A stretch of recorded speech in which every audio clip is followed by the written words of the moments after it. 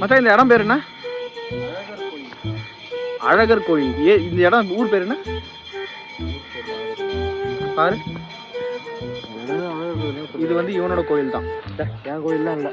சரி, குலதெய்வ கோயில், இவனோட குலதெய்வ கோயில் அழகர் கோயில். நான் இங்கே இருக்கிற பொம்மையெல்லாம் காமிக்கிறேன். இந்த பொம்மையில் ஏதோ ஒன்று இவனும் இருக்கான். ஏன் கிடைக்குது அப்போ இப்படி வச்சுக்கலாம்.